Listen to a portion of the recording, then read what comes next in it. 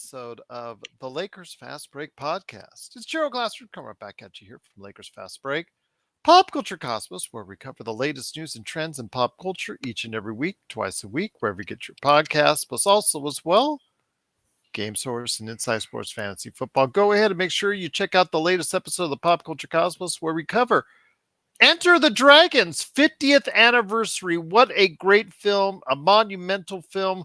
The last full performance we got of Bruce Lee. Please go ahead and check it out today, wherever you get your podcast. And then on Wednesday, go check it out in the theaters. A special engagement, one night only. Go ahead there. Or if you want to go ahead and get the special edition Blu-ray 4K UHD, that comes available at the end of this week. So go ahead and check out our thoughts on the 50th anniversary of Enter the Dragon, Star Trek Strange New World, Season 2, and so much more right there, wherever you get your podcast. But also as well, Ox1947, he is always saying something at LakersBall.com. Go ahead and check out what he has to say at LakersBall.com. Plus also as well, he's been working hard today at Simblades. Simblades.com. If you want to go ahead and make sure your lawn is transformed into something much more better than it is today, go ahead and check us out today at Simblades.com. Our good friends, Jamie Sweet with his 5 Things articles. He's back in town from camping. He made it back safely. He was actually coordinating with us today on the email straight as far as James Harden is concerned. So go ahead and check out what he has to say at Lakerholics.com. Plus the number one Lakers blogger that's out there who had a problem with me this past weekend. So go ahead and check out why on the Lakerholic Spotlight, where he went off on me yet again. 3 years, 4 years now almost. Yeah, 4 years. Yeah, it's actually going on 4 years of yelling at me. And you can hear why the latest time he yells at me right there for you in our channel, but also what he's writing today at Lakerholics.com. Our good friend John McCallion, he's been streaming lately. Go ahead and check it out today at the John McCallion channel. And speaking of subscribing, subscribe today. Hit the little Joe next to the big Joe right there for you to get the latest notifications on when we go live on the air with the latest Lakers Fast Break. We are so close to 1,000 YouTube subscribers. We are only 57 away as of this recording. So go ahead and make sure you help us out and get the latest notifications right there at the Lakers Fast Break. Plus, you also get to go ahead and know when Sean Grice is going on the air. Joe Soro is going to be around, and also myself as well. Please subscribe today at the Lakers Fast Break. Well, I'll tell you what, the NBA is coming out with a big schedule release tomorrow. We'll be covering it on the Friday show because we've got team reports coming at you on the Cavs, on the Magic, and on the Hornets the next 3 days. But we are doing a super special on the schedule for Friday. We just talked about it before the show because the schedule gets released on Tuesday. So we want to cover it in detail for you on a Friday show. So look forward to that as well. But it is the Lakers. There's still a lot of interesting news in the NBA that always surrounds the Lakers. And one of the things that happened today or this weekend is James Harden. James Harden, it was reported by Adrian Wojnarowski, is off the trade table, according to GM Daryl Morey of the Philadelphia 76ers, which infuriated James Harden. He went off on him in a post that was made just viral all over social media. He was in front of an audience and decided to go ahead and to voice his displeasure on him not being traded. Kind of, figures that depending on one side, the way you looked at it, or the other, depending on which show that you listened to, because there was like 500 shows dedicated to it, James Harden today. And my gosh, we're 501. It depends on who you talk to and who you listen to. I think for myself, James Harden, if you really wanted out, why did you opt into the final year of your contract? As simple as that. That's what you wanted out. Well, it's so bad. If you wanted to deal to send you out somewhere else, you should have just not opted in at all. But you wanted your cake and eat it too. And now, unfortunately, the cake's on you. But here today to talk about everything going on with James Harden and if the Lakers might actually step in as far as a possible trade suitor, because Laker Tom is already formulating the Laker trades for James Harden as we speak. Good man indeed. He's the first man up, first man here. He's the madman from Toronto. You just got to go ahead and make sure he gets out of Toronto traffic to talk about James Harden. It is the Magic Man, Sean Grice. Sean, great to have you here, my friend. So, James Harden drama continues. It got even thicker and deeper this past weekend. The name calling and the liar, you liar, you liar, and all that good stuff coming this past weekend. Your thoughts, my friend? Is this something now? Because right after that, you heard the rumors. You saw the rumors now that, of course, the Lakers are interested in because, of course, because it's the Los Angeles Lakers. Your thoughts on what's going on this James Harden drama? Did he do this unto himself? And should we really care if you're a Lakers fan? Yeah, Gerald. The answer the latter part of the question first. No, we should not care as Laker fans. As to the former, yeah, that's this is in the blame pie goes. 85% of this is James Harden's blame pie. I think the union is responsible for 5%, and I think the NBA ownership and just the environment and culture surrounding all of this gets the other 10%. Harden's done this to himself, Gerald. This isn't he's not Cinderella, and there's not going to be a team out there that's going to find the glass slipper to put it on his foot. That time has come and gone. It's no longer 2018, it's 2023. He's not the same player he once was. He is a solid all-star player when he's playing his best, Gerald, at his best. However, you don't get him at his best anymore either.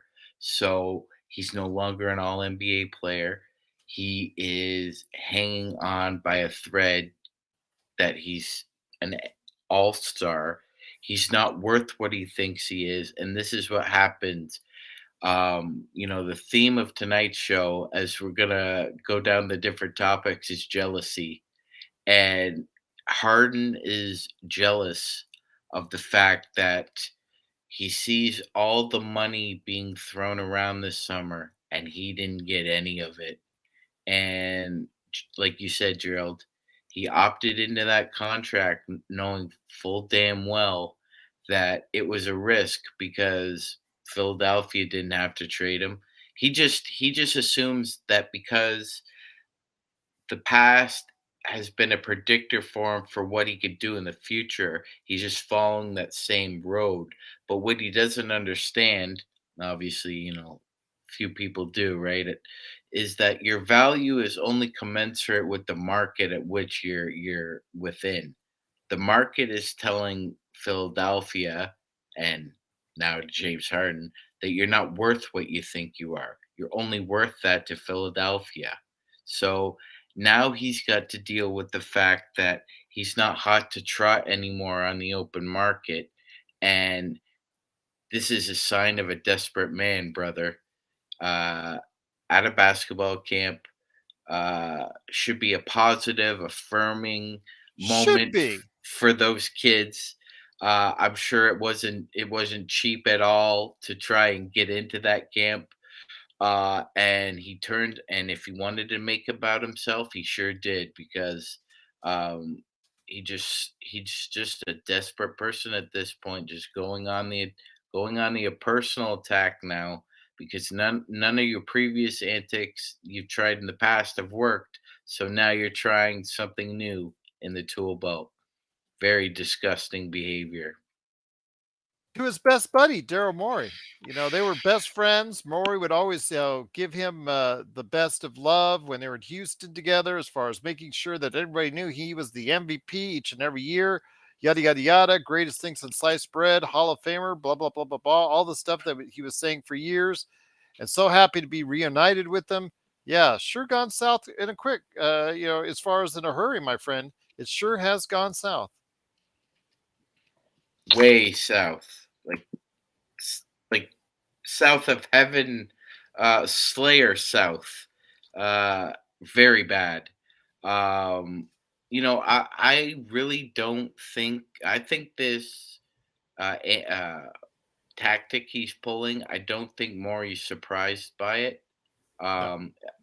But obviously, Gerald, as close as they have been, he's he's obviously hurt personally.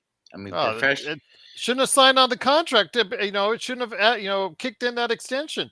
It was a player option. He opted in. it's a Faustian deal with Harden. Yeah. I don't Wherever feel he's any gone, sympathy. I absolutely feel no sympathy in this matter because of the fact that when he opted into his future right there for you. But also yes, here, a good man indeed. You got to go ahead and check him out. It's Ox 1947 today at LakersBall.com. Plus, also as well, you got to go ahead and check out his great company, Simblades with a Y.com. It is Joe Soro. Joe, it is the topic of the day. It is the ongoing feud, which is heightened in Philadelphia between James Harden and Daryl Morey. James Harden, we all know, and there's actual representation in the past. When he wants to go ahead and tank and go into tank mode, he can gain weight in a very short period of time. He can go to nothing but gentlemen's clubs all over the country and just make himself rot. He can actually literally, as in that famous game or infamous game in Sacramento, he can basically just let it just all go and just say, you know what, I'm not even going to try anymore. So, your thoughts on what the next steps ahead are for the Philadelphia 76ers in their seeming battle now against James Harden? My cynical side is saying at some point they're going to trade him and bite the bullet because they're not going to have a choice. You're going to have a disgruntled star on your team, and I'm not talking about James Harden, and they're going to have to accommodate him in this process. But didn't they The, do this before with Ben Simmons? correct. The NBA, we can sit here and sit on our high horses and say what's bad and what's good and who's this and who's that. At the end of the day, it doesn't look like anyone is doing anything about it. And I'm talking about management, ownership, leaders of the league, commissioner of the league. No one cares. They just assume it's one of those times where you have to deal with something, but let's just get on with our life and start making our TV money and our, tournament money. It's going to be a little redundant, but I will give you my take on James Harden. It's easy to say that James Harden is the bane of existence to the professional athlete, or I should say the fans of the game. No one really cares. Those who don't watch, don't watch. Those who watch are fanatics like us, so we're going to keep watching no matter what James Harden does. And then you have the other 70-80% who have a fiscal agenda that they need to figure out on a daily basis. This thing is rigged, guys. It is a rigged game. NFL, NBA, Major League Baseball. These are rigged leagues in a sense of it doesn't matter what an athlete does. It doesn't matter what's going on around the world. People want these leagues to exist, and they don't care what happens. No one cares, and we're part of that not caring. What are the chances something happens here and us shut down and stop watching Laker games? Not very high. Zero. So imagine millions who think the same way. So that's where we're at.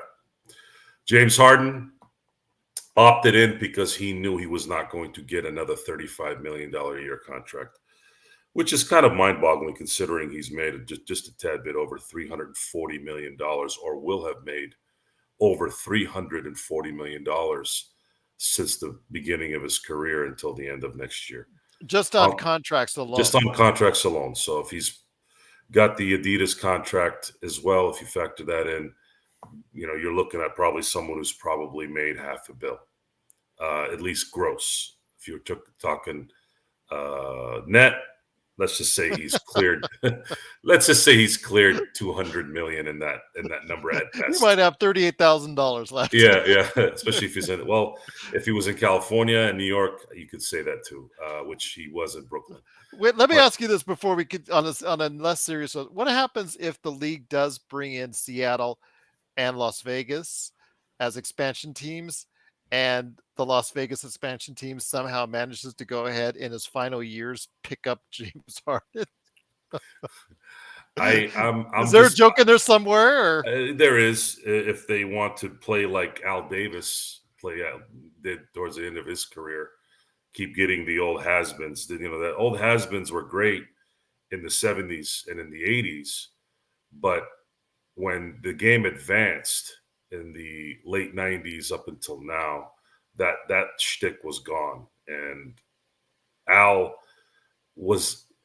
had a little bit of something left with Rich Gannon and Chucky at the time, and some really good players around them, but he still could not stop being Al Davis, and at least had held on to Chucky for one more year. He probably would have had a fourth Super Bowl. But anyways,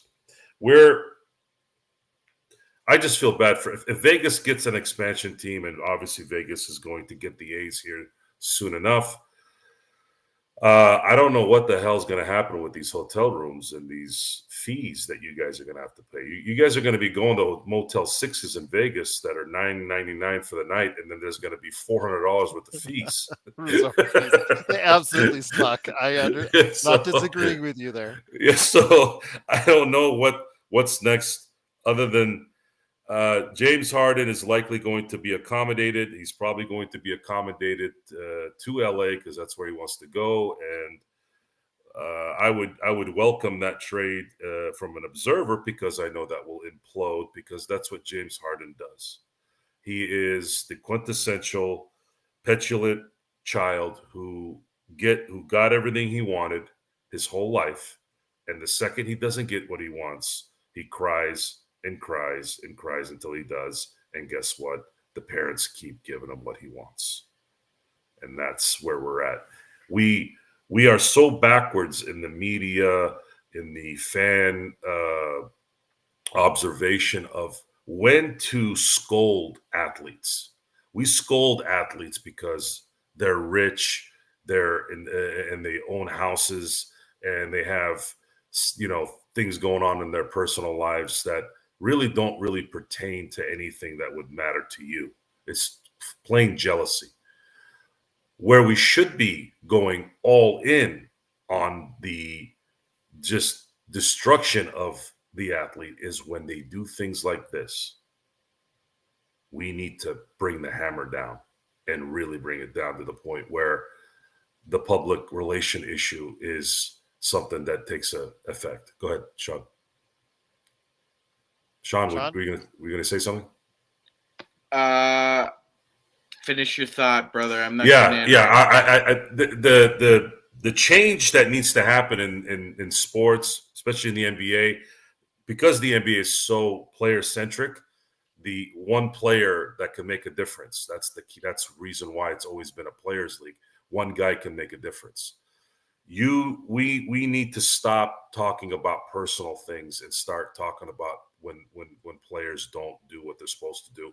And Adam Silver needs to start really thinking about how he's going to hold his players accountable. And whether that's going to happen now, well, the CBA has already been signed, so we'll probably have to wait another 7 years until that gets addressed. But I guess it gives us material to talk about, so it's good for everybody in the end of the day. Good news is bad news is always good news, right? Because you're getting publicity from it. But what you do is you see a denigration and just people in general, which is that there's no price there. It just becomes something that you just start to have a bad vibe around everything around you when you see people like that. Once again, it is the Lakers Fast Break. It is Joe Soro, Magic Man Sean Grice, and me, Gerald Glassford. Thanks so much for watching this. We're talking James Harden and his latest issues with a team. This time it's Philadelphia 76ers. That marriage, that happy marriage, has gone south, just like so many others in Hollywood that have done. Natalie Portman's is the latest to go seemingly south right there for you. So, guys, there you go. She might be available out there for you.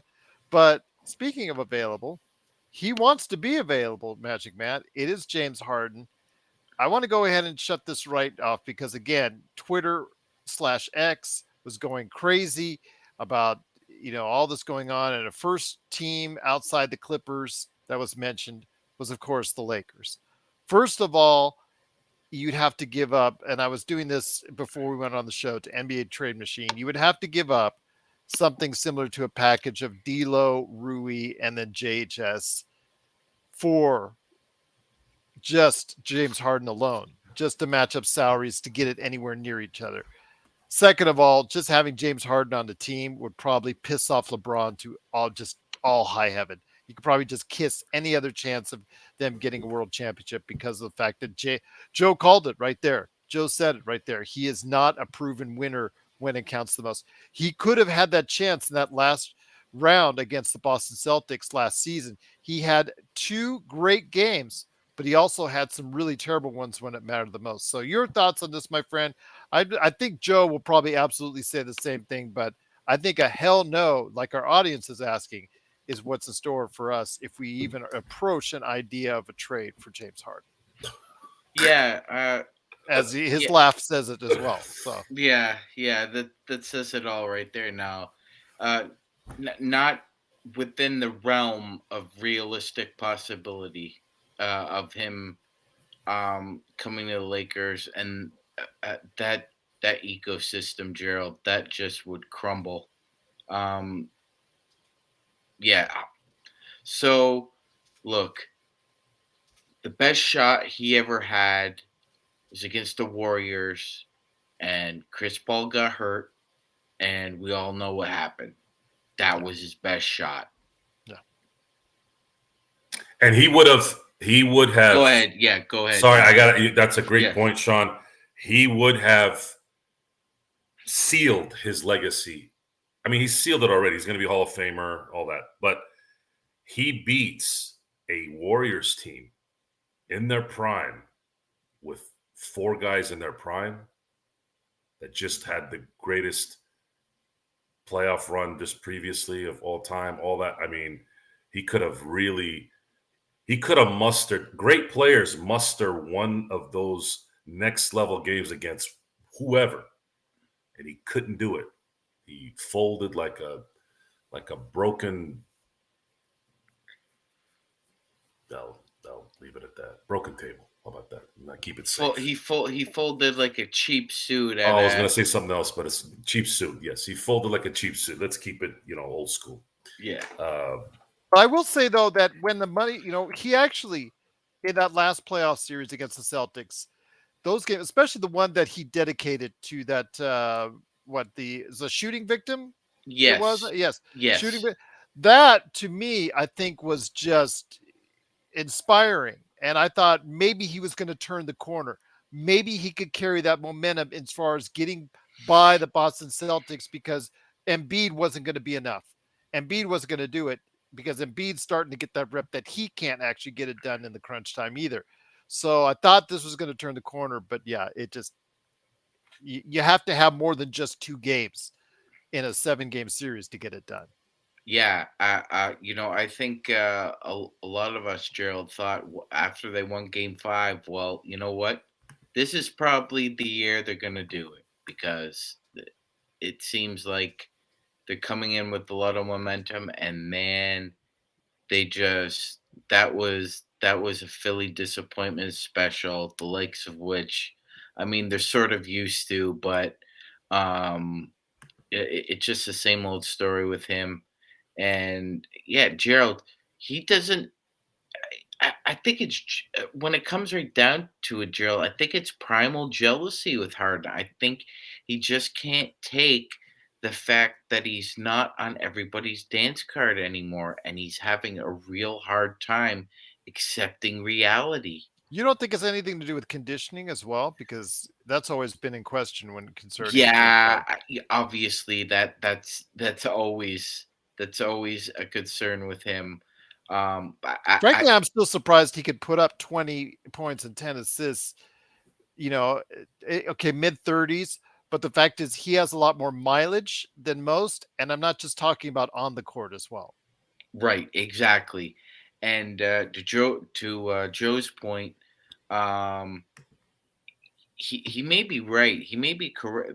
Have the most correct probability in all this that eventually, you know, they both cave to each other and just decide to just dissolve the relationship. But if that's the scenario, I don't see him going to the Clippers. I think he's a 1 year rental player for a team. And I know, Gerald, there are several teams who would gladly take him for a rental for 1 year.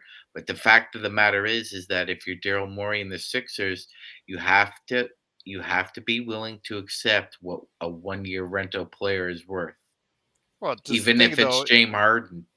but it's 35-6, man. It's $35,600,000 that you have to go ahead and balance Mhm. out it, and you're not going to find any more lopsided trades because most of these teams are already to the 90% of the cap or over in a lot of cases. So you're going to have to match salaries. So you're probably going to get what you're ever going to get. And I know the salaries come close if they do a package from the Clippers. I think Daryl Morey, like Joe said, they're just going to have to eat it. At this point, they're just going to have to eat it and get it done with because it's not going to get any prettier.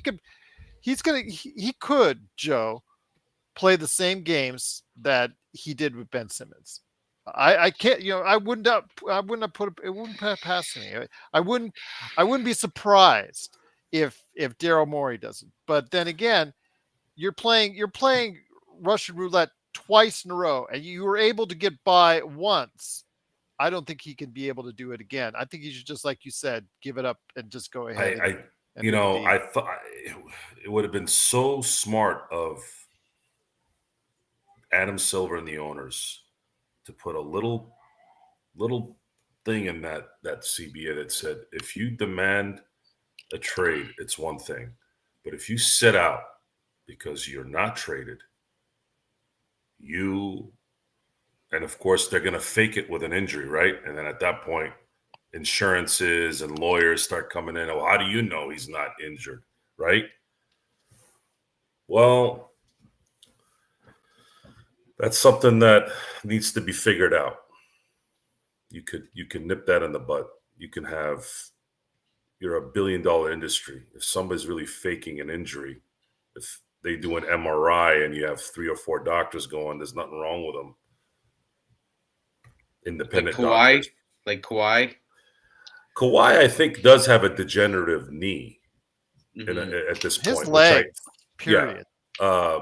What I don't like about what Kawhi did is what he did in San Antonio when he got called out and then, oh, well, trade me if you don't believe me. That's where this kind of all started. But this load management crap did start from Popovich, which I found ironic that same mentality ended up biting him in the ass. I didn't see Kawhi giving him warm fuzzies as Pop was getting his Hall of Fame enshrinement. And that's a stupid thing because look what Pop's done for you. You were a 15th pick in a draft and he turned you into a star. But maybe Kawhi thinks I would have been a star anywhere. Maybe, but you wouldn't have been the star that you were. He sent you to Toronto for the perfect situation for you to win another ring. These guys become so delusional in who they are. Not just basketball players, just anyone who's been pampered and tapped in the rear end nicely for so long. At some point, it does get in their head and they do get entitled. It doesn't matter if they're quiet, loud, ugly, or pretty. It doesn't matter what it is. It's what it is. And I don't know. I don't know any other solution than to become a dictator as a boss. The Roger Goodell thing in the NFL, I always point to the NFL in many ways because there's always been this, it's too owner heavy. it's too owner heavy yet. And I'm the one in the back going, it's football. You have like 3 years of a career. What do you want? What do you want them to do? Well, we built this league. Yes, I get it, but it's a business of winning.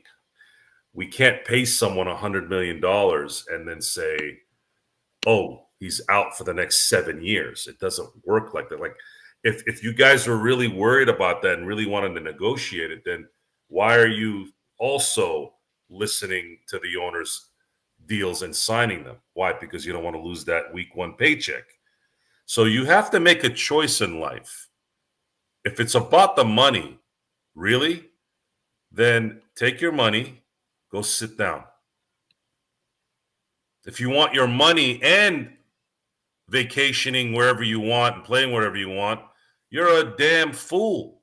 That's not how it works. And I don't see enough people talking about it. No one says this. But you were right, though. Embiid might be the X factor this time around. With Ben Simmons, Embiid was willing to let the organization do what they want. In this case, they might just want a quick resolution in order to make sure that they still look good to Embiid. My theory is that the reason why Harden's calling Morey a liar is I believe Morey said, "I'll take care of you," and he didn't. The previous year, when he made a reduction, when I'm thinking, you're talking about.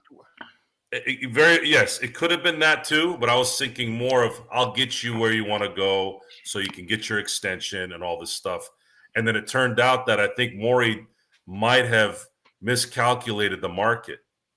Well, also last year though, when Harden, instead of signing for a much larger contract, wink, wink, nod, nod. Okay, I'll take care of you, so you can sign PJ Tucker and someone else. I forgot who else they signed under that.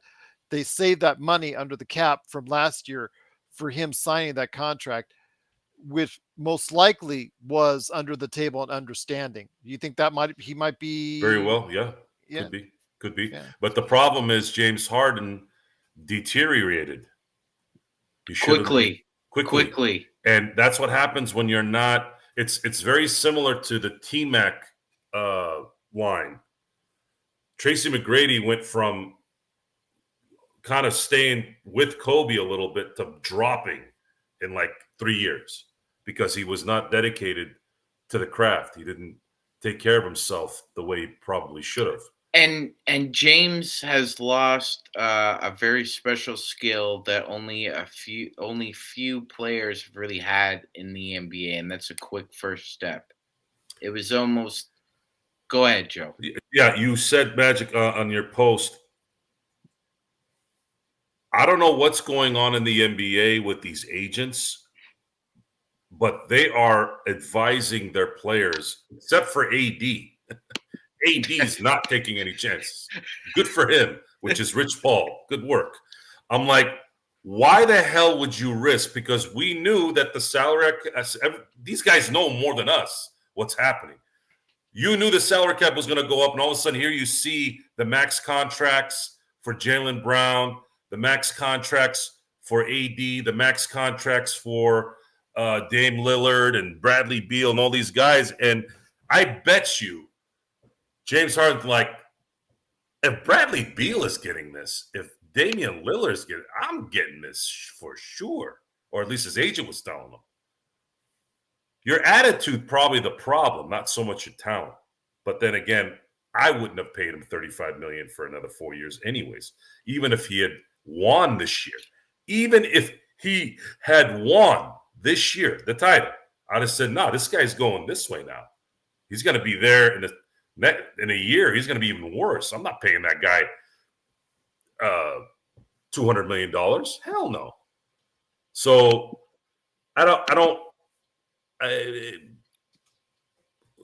where else can he go if he doesn't go to LA? Where else can he be sent that would make sense? Does it matter?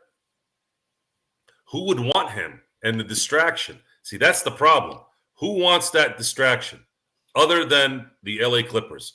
Because they have Russell Westbrook, who they've anointed the real leader of that team, which goes to everything I've said on the show about bullcrap in society in general. Like the amount of fantasy people live in on a daily basis is astronomical, and it's getting worse. How can you, with a straight face, talk like that? Russell Westbrook, the real leader? What does that mean? Is that like Jared Dudley is the real leader of the 2020 Lakers? Is that what you're saying? Like he's that guy? Actually, Laker Tom did say he was that guy. It's just Best 15th man in the NBA was. There's that scene in European Vacation when Chevy Chase is closing and opening the ashtray in the train. You remember that scene? Yes. That's how my brain works when someone starts talking weird. I just start doing that. Very few people know what it is, except maybe my wife, because she's seen me do it a lot. But it's just nonsense. It's nonsense. I don't know what's going on here. Like Fantasyland. Get out of Fantasyland, people. Get out of Fantasyland. This is not a show where you can sort of play it off, or all the Jake Paul or whatever the hell his brother's name is, Logan Paul, the fake boxing that you idiots keep paying for. We're not going to get real fights if you keep paying for fantasy. We're not going to get better basketball if you keep talking about this. The Clippers are supposed to win a championship, and then you're telling me, and they're all in, yet they're talking about this guy being a leader, and on top of that, they want to get James Harden to come in. Please, go ahead and do it. Thank God. Implode it now, before the season starts. Before Kawhi goes out with a burn on his wrist or something. I'll tell you what, though, the drama will continue, and we will, from afar, go ahead and enjoy every bit of it, because the Lakers will have no part of this. They will not be trading for James Harden. You cannot gift wrap James Harden to the Lakers, and they will still take him, because $36.5 million. Yeah, it's not. Just too much, way too much for what you're getting. Even if it's for a year, even if it is an expiring contract, it is just way too much. I think, I'm sorry, 35.6, 35 point, a little over $35.5 million. That's still way too much. Again, the Lakers would have to give up way too many assets for a player that, like both Joe and Sean have said, is really declining in his skills. Yeah, he scored 20 points and 10 assists, but to do it on such volume with LeBron and AD on your team, yeah, that's asking for a whole lot of trouble. Plus, the guy plays no defense at all anymore. So, yeah, I don't really know what he gives you. Go ahead, send him to the Clippers. Like Joe says, you would stunt Austin Reeves' development in a tragic way, especially after watching him play last night. Yep. Did you see that corner three he hit? Imagine that now. If we talked about, oh no, I actually couldn't, because the LA Raiders. What is Austin Reeves? Where is Austin Reeves going to improve? Right, like what's he going to improve on that could make a difference? I had said if he averages 4 more points a game, right, or because I don't see him hitting 45% from 3. I don't see him hitting more than 50% from the field. That's not fair. That's not how it works. But if Darvin Ham sets up that offense, a training camp, and you have new guys that are going to be role guys that understand their role, and they are doing what they're supposed to do, and then you have a play like that Austin Reeves hits a corner 3 when you really need it at the end of games, that right there will make a difference, because LeBron was taking those shots and he was missing them, and it cost us a title. So just imagine if he can just flip that a little bit and have Austin Reeves hitting those shots towards the end. And then now we're talking about an improvement that could take you another level up. And that's what we care about here in at the LA Lakers fast break. Kurt no, says, we don't give a damn about James Harden right now. He's a Philadelphia 76er, and that's an excellent point everybody's been making. Acquiring him would just lessen the minutes for Austin, lessen his possessions, lessen his shots, and that's a big no. Big no. once again, it is the Lakers fast break. It is Joe Soro, Magic Man, Sean Grice, and me, Gerald Glassford. Thanks so much for watching and listening. James Harden issue at this time. We'll be monitoring it from afar and obviously giving you updates for that. Want to add one last comment before we go ahead and move on to the other subjects that we're going to talk about this evening. Kurt says, I'm predicting AR gets better at playmaking, becomes a bigger three-point threat, and finally gets Taylor Swift's phone number. Wow. Yeah. He said he didn't even know Taylor Swift. Yeah. We'll see what happens. Mississippi Dog says DeMarcus Cousins is a better starter than Jackson Hayes. I like Hayes, but I know what Cousins would do with AD in lineup. AD going to have to play the 5, though. We need Javando playing elite defense.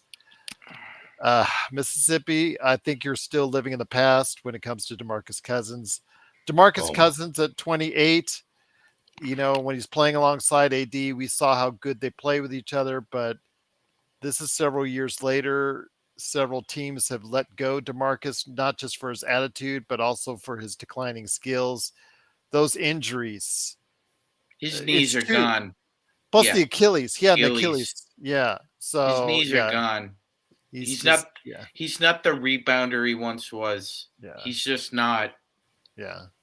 I mean, if Denver let him go, I think that was his last opportunity. So yeah, it's just sorry. I know he works out here in Las Vegas, but yeah, it's just not happening. I think this is all she wrote. He's not even accepting offers overseas. He's not doing anything for the, looking the G League. That's what I would be doing. If I want to try and get back in the league, I want to make myself as far as known as possible, proof other than just workouts and stuff that you're practicing on at your home here in Vegas. So be that as it may, there's still much to talk about on today's show. Magic Man, you wanted to go ahead and talk about the ongoing feud between Draymond Green and Kevin Garnett. Please go into detail on why it is and how juicy is this one getting compared to Daryl Morey and, of course, James Harden. Yeah, you know what, Gerald? Probably not on the spicy level of Harden right now, and it's probably a bit below Tom and Jamie spicy for Lakerholics. Well, they've kind of died down. That camping trip has kind of stewed things over. Yeah, they kissed and made up. Kumbaya by the campfire. For now. Until Jamie calls him a Mavericks fan. And what happened now?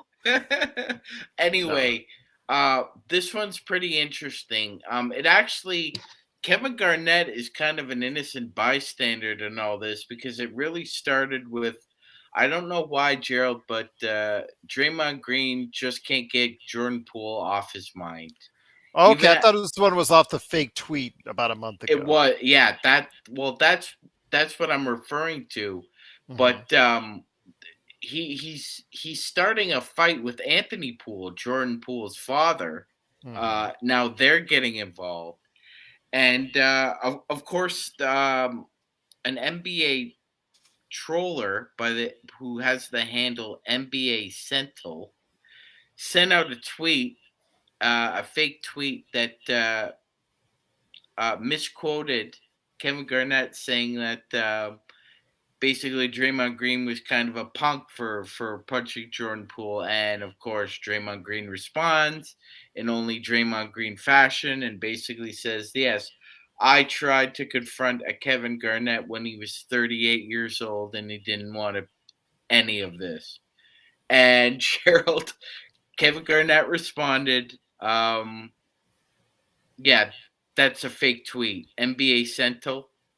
And he basically, I think he quoted Elon Musk as well, saying we have a problem here. And so that tweet. Now he has Kevin McHale saying that he could beat up on Draymond Green. Kevin McHale's getting into it now. So I mean, this guy just wants the whole city of Boston, and the Poole family, just completely hate his guts. You know what, Gerald? Honestly, KG has been getting a lot of press lately, and I got to be honest, man. The reason why I wanted to bring this up was because I heard you and Joe discussing him a couple of podcasts before. I think he's gold when it comes to NBA analysis. I'm not sure why nobody has picked him up yet. I know he had a little He's side good in those gig. informal stuff that they have Yeah, on yeah, TNT on the side. yes, he is. Yes. Um, Or is it ESPN too? I think he was on both, if I'm not mistaken. Okay, but he's good on the side. Just one of Yeah. those informal chats instead of in like a formal studio setting. I don't know, but informal stuff where he's just sitting back in the lounging chair with the other Yes. NBA pros. Yes. He's really good. I'll give him a spot. He's Still took his signature shot was the dumbest in all of NBA with his back foot on the 3-point line. And shooting that 25-footer. Just absolutely mind blowing that you won't take another step to go ahead and take threes instead. But you know what? Okay. He still provides great analysis right now. So, he yeah. does, and to me, he's a bridge that in for players past and present that in a way Shaquille O'Neal, unfortunately, Charles Barkley or not, they kind of resent today's players, resent the game, disparage the game in a lot of ways, and Isn't whereas that always the case where the older yeah, generation whereas back in my KG is day? yeah, exactly. Whereas KG is more, I guess you want to call it the sunny side of the street, but I would call it just being realistic. He doesn't resent the players of today, doesn't disparage them, gives fair, equitable analysis. He doesn't play favorites. Uh, I think he's golden, but I also think that Gerald, have bringing Paul Pierce and a lady friend with you uh, for analysis isn't a good move. I know you in all honesty, Gerald, a ferocious competitor, but what a super nice person he is off the I've court. heard that. Yeah, I've Yeah, heard that. so have I. Just a really nice person, and I think Pretty he's good in like Uncut Gems as well. yeah, absolutely. But I think he's the kind of analysis that ESPN, TNT, or but basically if anybody else privately wants to hire him, he would be the best.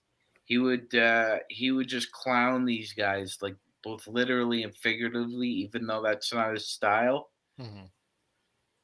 Oh Well, yeah, Kurt, yeah, that was just yeah, with Paul they Pierce. Yeah. wouldn't even show the young lady on camera, so that should tell you all you need to know about that situation. But Gerald, it just goes to show. I like There's a we reason why Paul Pierce no longer has a television job and KG does. well, Yes. yes, and his analysis sucked, Yeah. despite the fact that He he wants also to. was the old man on the lawn yelling at back in my day type deal. Yes. He was, Gerald, and I got to be honest. I thought between him and Chris Webber, even though two really smart guys on the basketball court, kind of based off of it Weber's when not good either. yeah, when Twitter kind just of has a based, field day with him. yeah. Yes. So I mean, it's obvious why the two of you got your pink slips from being an analyst. But like I said, Gerald, on Lakers Fast Break, we give out kudos when it's due, and we give out the kick in the butts when they're required. And I gotta give kudos to KG because I think he's the best out there right now. So what do you think, Joe, about this when it concerns KG having a feud with Draymond Green? I mean, you have been hard on Draymond Green, but in a lot of cases, it's been very deserved because he puts himself out there. He starts the stuff and he still thrives on it. The problem is, Joe, he is now what, 33, 34? How old is he, Sean? Draymond Uh, Green? I think he's gonna be 34, Gerald. 34. Okay, so now he's 34. Mind you, it doesn't have to worry about much of his offensive game because he really's never had one or just barely enough to get by. His defense has been always his calling card, Joe. And as he gets older, his defense gets slower. And the thing is, his mouth is not slowing down with it. He needs a kick in the nuts. I mean, Maybe seriously. LeBron should do it. LeBron would never do it because that's not who he is. Be retribution. But he definitely well, they're friends, aren't they? Yeah, they are friends actually. He seriously needs to get kicked in the nuts really, really hard. And he's kind of the Lambeer of this They're era. actually travel partners. They traveled earlier to Europe. Lambeer of this era. And he's an obnoxious slob. And Bob Myers left Golden State because he wanted to improve the team, yet Steph still has veto power, it seems. And Bob Myers leaving, smart dude. I mean, very now smart. he's got a cushy ESPN job, and he can just wait until he gets the right deal. Going to ESPN is kind of a. Would you like it? Would you like easy money? Easy money? You know he's going to go ahead and go back into the office at some point. What have I been talking about in this show with you and money? This is why we're in this rut. I'm just telling you what he's doing. He could have got a job somewhere else besides BSPN and gotten money. I'm just saying it's not. This whole thing is just there's a lack of quality in so many areas, and you look at somebody like Draymond Green and look at these bunch of just pansies arguing over Twitter. Why don't you go to somebody's face and tell them, Mr. Anything is possible? Go talk to them in their face. Draymond, try not to flip your leg out every time somebody barely touches you, so you can kick them in the stomach or wherever the hell you can. I'm surprised no one's. At least Robert Parrish gave Bill Lambier 2 forearms to the face while he was falling. At least somebody did something. Larry Bird punched him even. Someone do something with this guy, and then maybe he'll go away. A lot of times you gotta punch the bully to make him fly away. But the fact that we're talking about this is quite hilarious because I couldn't give 2 craps about Draymond Green and definitely not Kevin Garnett and their Twitter spat. And then you guys have to mix it in with wheelchair in this. So now it's like a triple threat of trash. And then you added a nice 4-letter word with ESPN and all that crap. The get off the lawn thing isn't anything new, but that's not what we're talking about here. That's not what we're talking about when we talk about what used to be versus what's now. We do not hold quality in our hands anymore. We hold mediocrity and we accept it. And if we want to be quality, it looks down on. And ESPN is the major culprit of it. Every time I turn the channel and I start listening to one of those yahoos on there talking, I'm just like, Jesus Christ, I can't do it. Just change it. They don't even know what sport they're talking about. I mean, you have somebody like Colin Cowherd putting up Dwayne Haskins' name on a list. Who's the producer on that show? It's embarrassing. And he's a football guy. And he knows. Sensitive. He talks about football during hockey season, right? You can't even talk about a team's former losing record without getting suspended. But see, that's what happens. See, when you start smelling your own hot breath, and you're like, "Ooh, this is a beautiful aroma," and South Park had a great episode about that. The smug. It's this, and we've talked about what are the. I've always said about Colin Cowherd, he's the kind of guy that when he climaxes, he yells his own name, right? So you keep adding these guys, and there's a shelf life, I believe, in this business.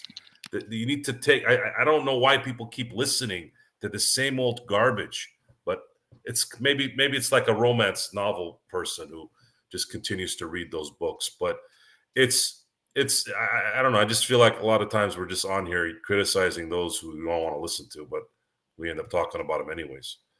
But at the end of the day, Draymond Green needs to get hit in the nuts during a game, like hard, like the boot, the tip of the toe, right in, not the flat part of the foot. I'm talking the point. Yeah, the point. And that mother, you know what, is down. Like he is down like this. He's down. I'll probably be down, then I'll probably be just watching. That Yeah, hurts yeah. even We me. need him to sound like Gerald when he gets excited. Well, I don't know, maybe a higher octave than that. But once again, it is the Lakers fast break. I got nothing on that one, I guess. It is violent Joe Soro. Yeah, Well, what's he talking? Joe Yeah, chose violence today. violent Joe Soro kicking people in the nuts with the. Oh Oh, my he chose God. violence with I us truly too. believe in retribution where it needs to be. There's some people you can talk to most of the time. Yeah. There's people sometimes you have to yell at. And then on that one occasion, there's some people you just got to pop. Oh, This is what it absolutely. is. Great to have Alfred is in the chat. Alfred Esmond. He is our Wednesday guest. He is going to be talking the Orlando Magic. He's been watching us here, getting a taste of the Lakers fast break. Zangerstein brought up a great suggestion as far as the new home for Bob Myers possibly being the Magic. So if we remember, we're going to bring that up to him on Wednesdays. I want to congratulate Gerald on this and Sean, by the way. The fact that you guys are bringing such diverse information from other teams, I got to give you guys props on that. That's been freaking fantastic. I know for some out there, it's not important to know what's going on in Orlando, but it is important because it only adds more knowledge to our broadcast when we do play them the 2 times during the year.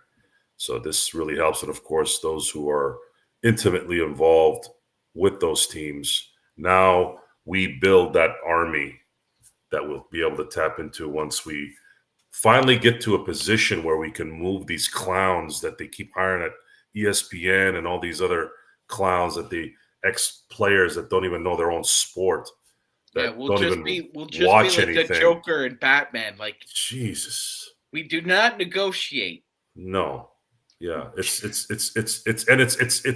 we have a show now where we can talk about this. This is not something new. I've run into complete dolts my whole life when it came to sports. You've heard the story where people don't go to bars because they don't want to hear those guys. Yeah, a lot of the reasons why that is because you'll have a bunch of guys that'll just start yapping as soon as they have a couple beers down their throats, and they're like, you're just sitting there like, that's not what happened. It's completely delusional and stupid. Don't even know what the hell they're talking about. So, yeah, we want people to not like us because of the attitude and the delivery. That's fine. But there's one thing you can't dislike is we know our stuff. And that's the most important part. Because even I don't want to listen to myself sometimes. There'll be times you never want to hear yourself. Well, I once in a while, I do have to figure out if I'm doing something right or wrong. You got to force yourself. But there have been plenty of times I'll click on that show, and as soon as I start talking, I'm like, oh, God. I go somewhere in the garage Cringe. And start working on something. I do want to say, though, that I really appreciate Alfred Esmond, who's going to be joining us at 5 p.m. Pacific, 8 p.m. Eastern on Wednesday, covering the Orlando Magic. I did speak to in the past Alex Fleming from the Florida Sun Review. Unfortunately, he passed away shortly after I did that episode with him. So it's going to be great talking to Alfred Esmond on the Magic once again. So I look forward to the conversation. Tuesday, we have Joe. We have a great guy coming in on as Mike Anguilano. That's right, Anguilano. He's coming in, Mike Anguilano for talking about the Cleveland Cavaliers. That'll be on tomorrow, on Tuesday at 5 p.m. Pacific, 8 p.m. Eastern. And then on Thursday, Jennifer Matthew Lewis talking the Charlotte Hornets. That's on Thursday at 5. And then on Friday, we're going to be doing our full in-depth special on the Lakers schedule, because the Lakers schedule will be announced in detail tomorrow, but we're going to analyze it, take a look at, where's the weaknesses, where's the good parts, where's the bad parts of the schedule, then break it all down for you on Friday's show. Plus, on the weekend, I might have a guest talking the Knicks. So we'll see what happens. So we're going to be talking Knicks, Lakerholic Spotlight. Got a lot of stuff planned for you right here at the Lakers Fast Break. But before we head on out, Max, because you can't say HBO, Max, Winning Time, episode 2. Another great episode. Joe, you've been the biggest cheerleader out of anyone of us about the show. Obviously, the center's right round with this episode on Magic Johnson coming back from the injury.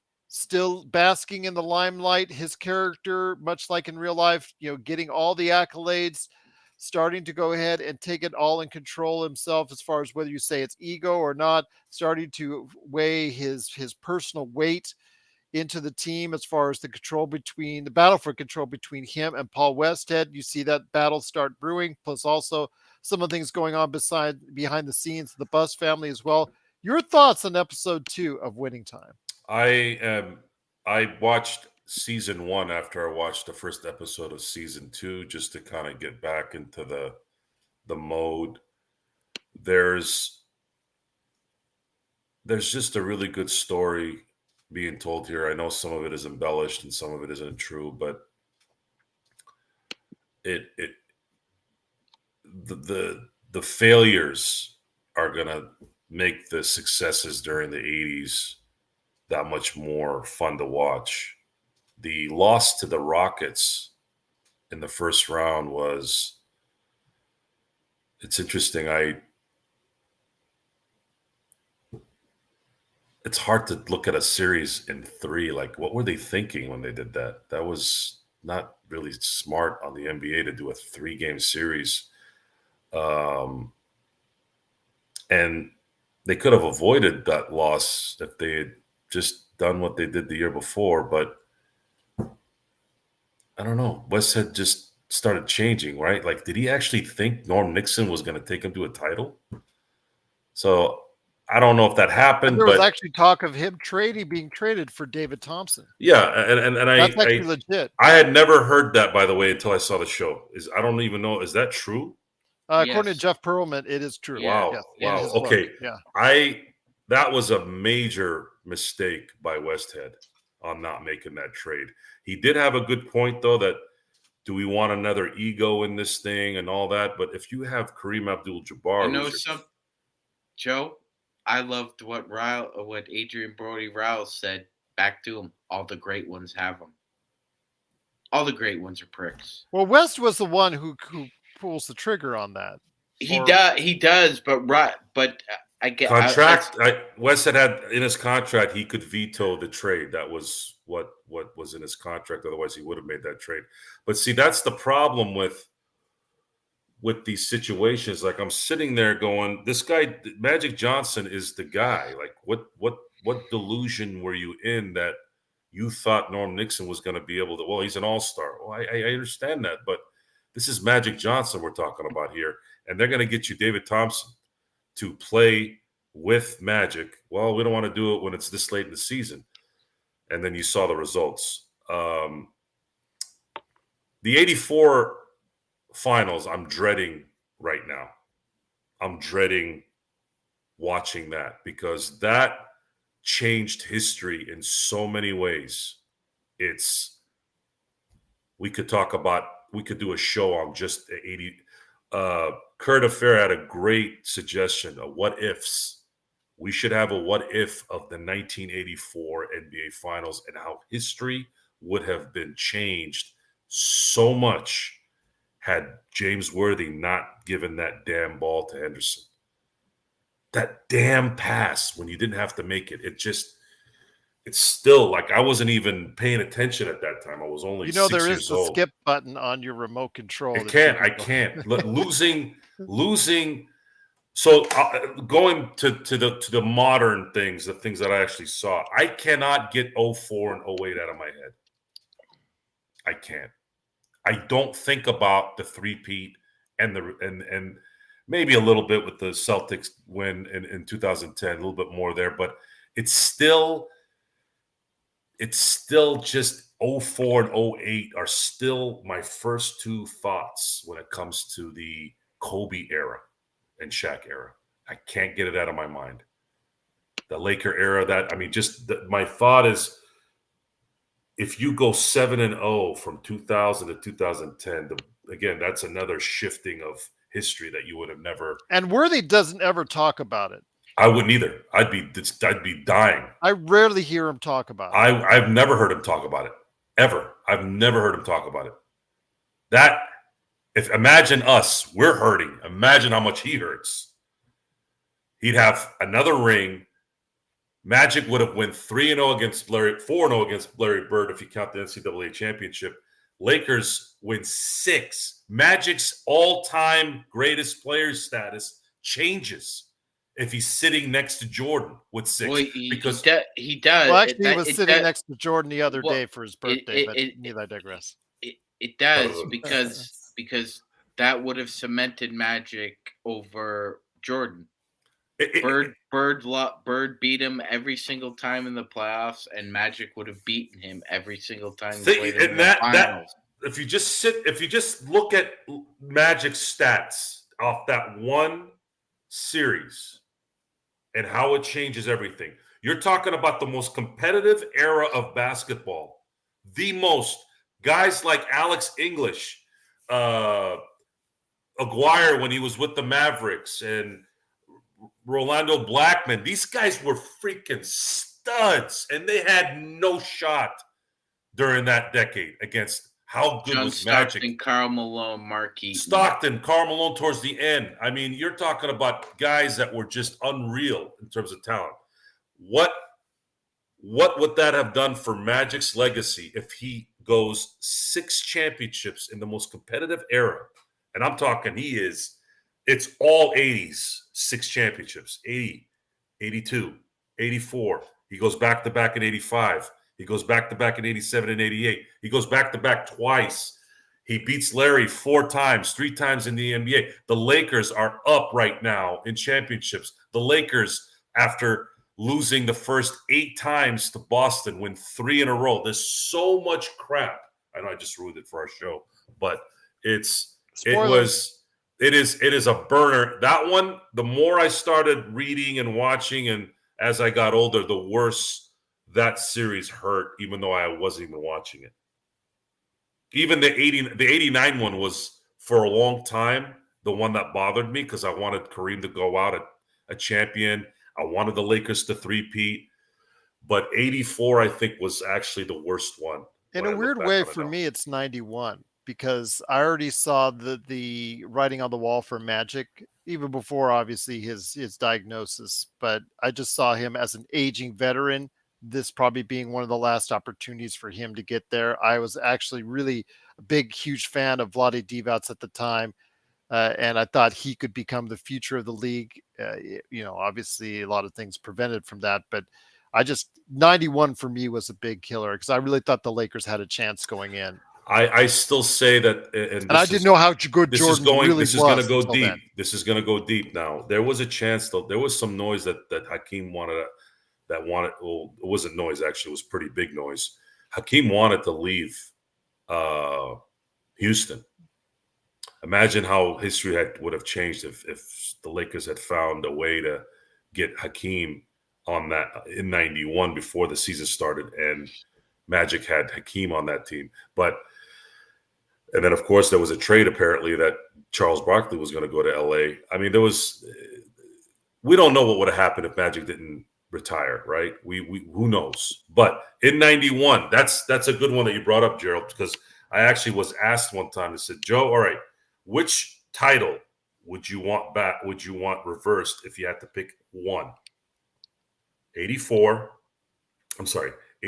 84, 89, 91, 04, 08. The 6 losses in the finals. Which one would you pick if you could? I really, really struggled on that one for a while. However, how big would beating Jordan in 91 be? That changes the Jordan legacy. I'm just saying the 91 is a big stickler for me. Also 2004, because I really thought that team was really doing, and even though Karl Malone got hurt, they started out the season so strong, and just unfortunately unraveled from there. So, Gerald, so the word of the day we go back to again is jealousy, right? Yep. By the way, don't bring up Chris Paul trade for Joe because Joe will be here all night. Just going to tell you that now. I think, honestly, Gerald, one of the best guys to either read from or listen to about the relationship he saw between Norm Nixon and Magic Johnson is Michael Cooper. Coop was there for the whole thing. Coop saw, and he's quoted here, jealousy is ugly. And everyone knew that Norman was jealous of Irvin. He was jealous of him. He was jealous of him. It came right down to the fact that there can only be one alpha. That's it. There's one alpha. Now, in a pack, in a wolf pack, there's an alpha male and an alpha female, but there can be only one alpha male. And Norm Nixon thought of himself as an alpha. Man, but that David Thompson deal, had that gone through, that would have changed a lot of things. Absolutely. And no, I'm a big fan. It's tough for me. It's always been tough for me because I'm a huge fan of Westhead. I'm a huge fan of Magic. And knowing what I know about the relationship with those two and what those two did apart, much better than they actually did together, even though they did win a championship together. Again, it's an admirer of both. It's just been hard for me to come to grips as far as that relationship and everything that went down between Let's look at that room. Pat Riley, Jerry West, Magic Johnson, Jerry Buss. Then you have Magic. Then you have Kareem. And then you have an all-star caliber player in Norm Nixon. And then you're talking about David Thompson, Skywalker. Then you're talking about Michael Cooper, who is at that time was one of the best defensive players. I mean, you're talking about if you just looked at the executives and the coaches, you have way too much testosterone in that room. Way too much. The fact that they were able to win it in 80 and then win it again in 82 is a testament to how great Magic Johnson was. Now, I'm trying to give credit to everybody, even Norm Nixon and all that, but just Magic Johnson is the greatest team athlete in the history of sports. It didn't matter. And LeBron is probably maybe second or third behind Larry Bird. And then you got Tim Duncan in there as well. It's just, it was about winning. And Magic, probably because he loved winning and was such a giver, probably left MVPs on the table. He left other things on the table because of how good of a person he was. You compare him to Jordan. Jordan wanted to eat everything on that table. And he did, which is the only guy that ever did it. Phil Jackson goes, you can't win a championship if you're going to win scoring titles. Shit. Every freaking championship you won a scoring title that year. And he should have won 6 MVPs in those years too, which was just a joke. But I'll never doubt the greatest of Magic. I'm just saying that we're not appreciating. I mean, you saw in the scene. Spoiler alert if you guys haven't watched it. In the scene in the plane, when at the end they're arguing, Westhead's arguing with Pat Riley about ratting him out, whatever, and then all of a sudden it's like, I don't feel that way to Norm, and Norm's like, what the, what, Well, Norm Nixon did not call out Magic Johnson in the press. There's no actual no, I never heard that either. Yeah, so that actually was fictionalized as far as just to let everyone know out there. But again, as an admirer of Westhead, who is the only man to have coached a NBA and a WNBA champion, and got so far with the as far as what he did with Loyola Marymount, I'm a big admirer of his. But again, the greatness of Magic Johnson speaks it all as well. He still has amazing hair too. Yeah, absolutely. 64, going strong, was partying with Michael Jordan. I love the fact that he finally put Jimmy Kimmel in. He photoshopped Jimmy Kimmel's face to go ahead and say, "Yeah, you were finally got on the yacht." That's an inside joke when he ever appears on this show. But Magic Man, go ahead, Sean. You wanted to go ahead and share some thoughts before we head on out. Yeah, Gerald. I just there's just something about point guards and Laker coaches that sometimes it's like oil and water. Who was it the other day though? That speaking of Dennis, the Menace and all that, as far as Jordan and all that, who was the other day that said that LeBron is not as good as Scottie Pippen? Who was it? The other. Mm. This goes off to Dr. J. Somebody else said that LeBron James is on his all-time list is not better than Scottie Pippen, or was it Dr. J himself? I'll look that up.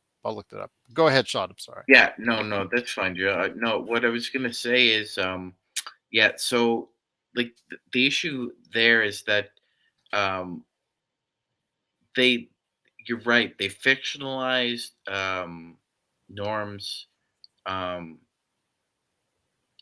hostility towards Irvin in the press, but they really lightened up what the actual issue was, Gerald. That was that Jerry West rode Norm Nixon into the ground like Zorro, and Jerry West was quoted as saying, "If you ask Norm Nixon today, he probably might still call me the Antichrist." Their relationship was not good, and that's the main reason why Norm was traded. Um, Although Irvin, like Joe was saying, Irvin was always going to be the point guard. He was always going to be the leader of the Lakers.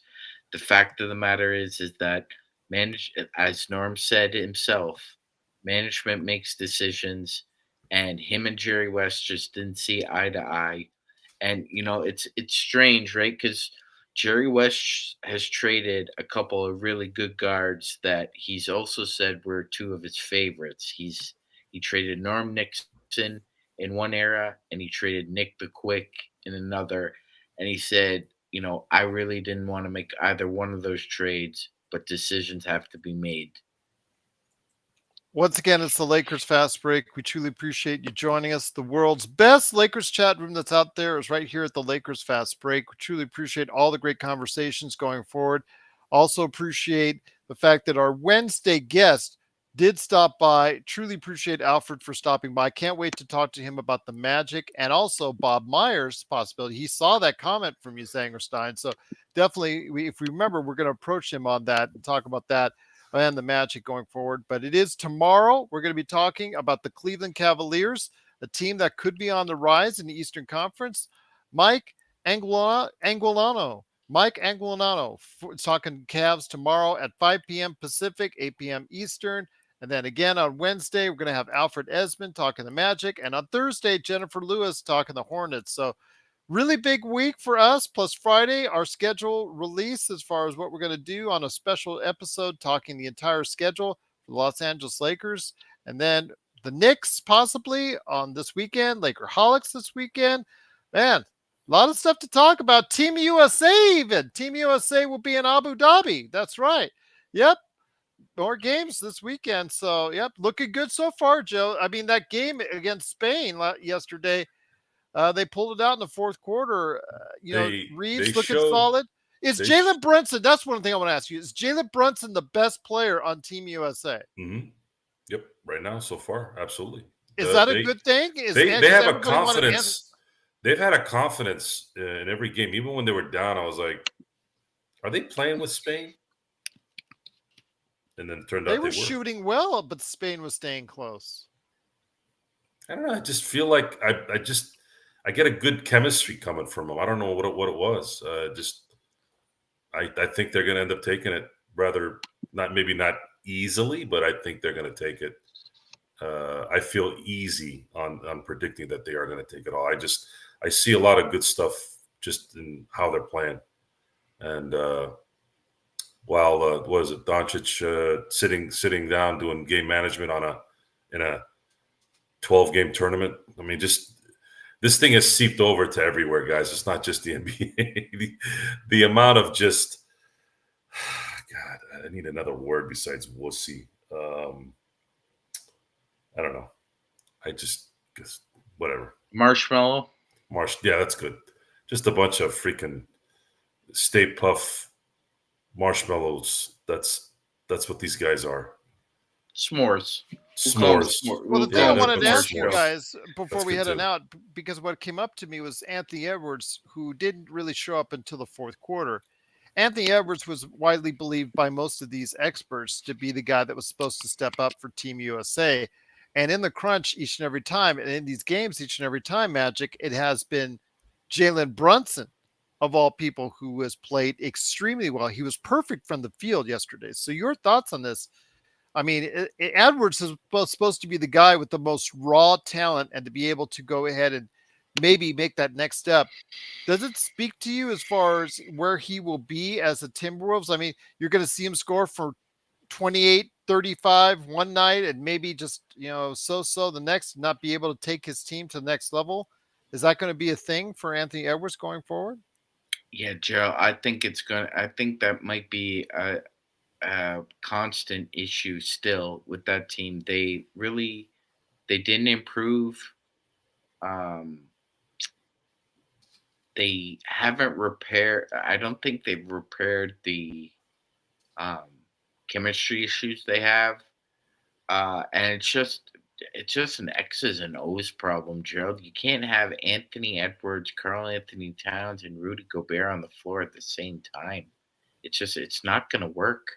I don't care that they say, well, the old excuse was that Cat and Rudy didn't play that much together early on, and so they could never get in a rhythm with Ant. Well, as we know, Gerald, Ant loves to go driving to the rim at all costs, and you need to get your speed up to a certain point where you're comfortable enough to do that. And with those two trees clogging the lane, he can't really do that. So I'm with you. I think there are going to be nights where he scores 40 points in 25 minutes, and then maybe scores 15 in 38 because he's disappeared. Okay. Well, we'll see what happens. And you were right. It is Dennis Rodman. He put ahead of LeBron James on Dr. J's, all-time list. I mean, neither of these guys are in the top 10, but the fact that LeBron and Steph Curry weren't in the top 10 or even thought about in the top 10 by Dr. J is. Let's talk about that, because the top 10, I hear of that a lot. Mm-hmm. You have any idea how hard it is to get in the top 10, really, if you think about it? It's quite Let's a talk list. about it. Let's talk about it real quick.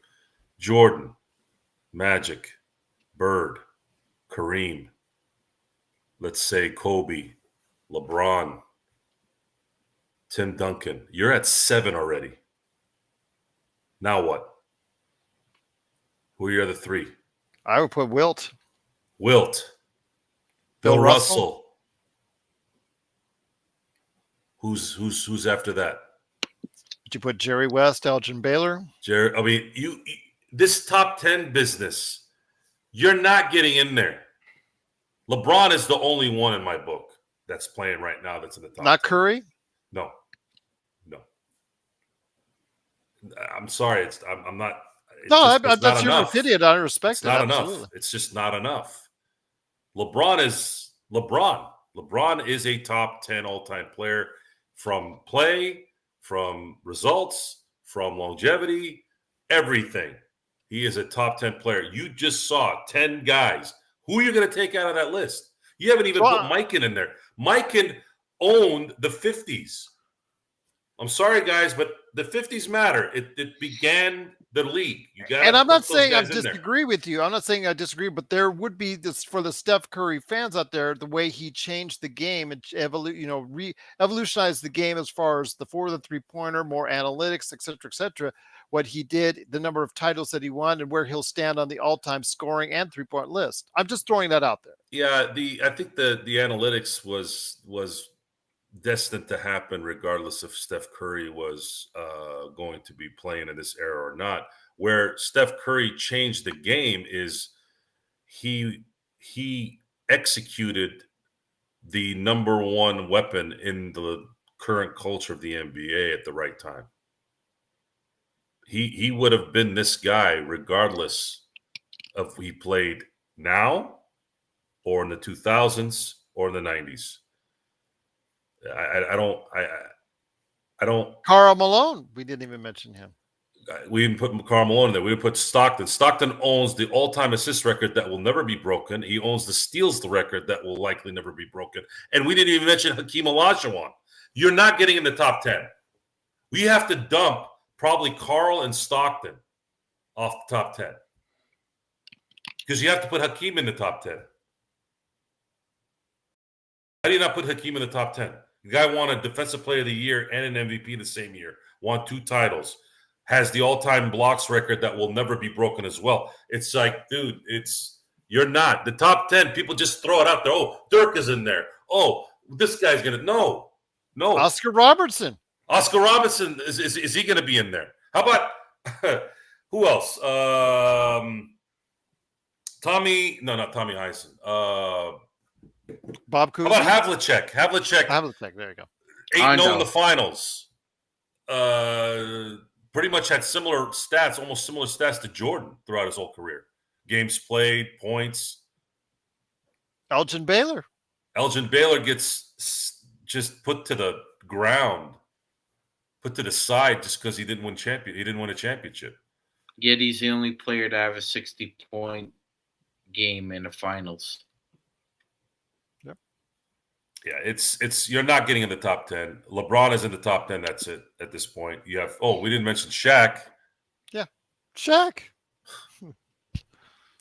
I've That's got his jersey right behind me. We can talk about the top 10. Really talk about the top 10, and really. Does Shaq's later career kind of curtailed things? I think it did. No. I think in my book it did.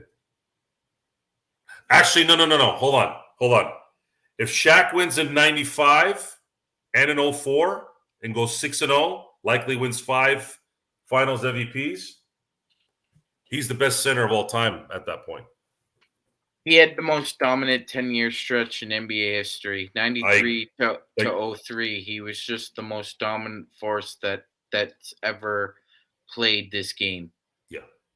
And it might have been more than 10 years. It might have been 12.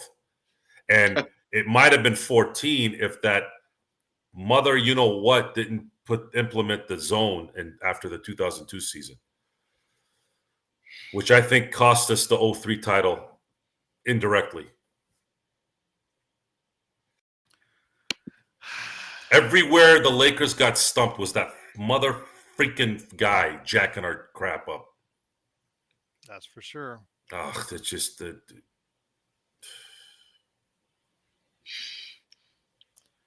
But I'll tell you what, though. Oh, we didn't mention Scottie Pippen in the top 10 either. Well, I don't. Although I don't think he's a top 10 player, anyways. I don't think so either. A top 10 defender, yeah, or Dennis Rodman. Who was better, the defender? I've heard that Dennis Rodman was the greatest on-ball defender ever. The guy could pass. Dennis Rodman is probably one of the most underrated passers I've ever seen in my Dennis life. Rodman was a smaller version of Bill Walton. Excellent. Yeah, there are very few post passers. His fundamentals. I watched the documentary on ESPN. Yeah. If Bill Walton doesn't get injured, he's probably in that discussion too. He's probably in that discussion. So, Jordan's worst finals ever was 96. Everyone knows it. Shooting percentages, points, 3-point percentage, even his free throw shooting. Moses Malone. If it wasn't for Dennis Rodman, even with Gary Payton having a broken foot, Seattle might win that series. He guarded Sean Kemp, and Sean Kemp still got 20 and 10, Gerald. That's how good Sean Kemp was. But Sean Kemp didn't want ate his way out of the that lockout. That lockout was it. Yeah, but that was. On the offensive glass, Gerald, Sean Kemp wanted nothing to do with Dennis Rodman. No Seattle Supersonic wanted anything to do with him on the boards. But everybody talks about Jokic, difference. Such a great distributor. They talk about Sabonis before he got injured, and even after his injury, sitting out at the top of the key for Portland. Such a great passer. Dennis Rodman from the post is one of the best passers I've ever seen in my entire life. Distributor. You could start a play with him right there. You cut, you'll get the ball with Dennis Rodman. I think Dennis Rodman's outlet pass is only second to Bill Walton. Exactly. To Wes Unseld or Kevin Loves. Yeah. Absolutely correct. Got to give some props here. Bill Laimbeer was a pretty decent outlet. Yeah, but he's a chode, so they don't. On that note, well, he did come from my neck of the woods. I got a story about Bill Laimbeer. I was at the San Diego airport 20 years ago, and I'm walking towards the gate. I was working in transportation at the time, picking up somebody. And I heard somebody going, Joe! Joe! And I'm like, I look back, and it's Bill Laimbeer yelling the name Joe towards my area. And I'm like, is that Bill Laimbeer calling my name? And then I saw a guy in front of me a few seconds later go, hey, what we here? Oh. Yeah. That was weird. Yeah, that was weird. I didn't talk as much back then about Bill Laimbeer, but Palisburg's finest. I thought it Or was should I kind say of funny. Rolling I'm like, Hills? how the hell did this guy find me? Did he know I was talking smack about him? No, it wasn't Joe Dumars. It was some other guy. Well, I'll tell you what, though, great conversation indeed. Once again, it's the Lakers Fast Break. We'll be on tomorrow, again, 5 p.m. Pacific, 8 p.m. Eastern. Going to have a great conversation on the Cleveland Cavaliers. A lot of good things to talk about. Is that team going to take even a step further in the Eastern Conference? Mike Anguilano, he's going to stop by to talk about the Cleveland Cavaliers. Again, 5 p.m. Pacific, 8 p.m. Eastern. We also have great previews. Alfred, who is in our chat tonight, he's going to be on Wednesday. He's going to talk about, of course, like we talked about earlier, the Orlando Magic. And of course, also as well, I mentioned Jennifer Lewis talking Charlotte's on Thursday. Our big schedule special will be on Friday, unless anything else happens. You never know. But also as well, this weekend, we may be talking to the Knicks as far as the talking Knicks with the whole future for them and how bright it is, plus also Lakerholics episode 10. I know the guys will be back hopefully for that. And then also as well, anything going on with Team USA or anything Lakers, you know, we're covering it like no one else. Hope you have yourselves a great evening. Thank you to the chat once again. A+ from you. Truly appreciate it. And we'll see you tomorrow right here at the Lakers Fast Break Podcast.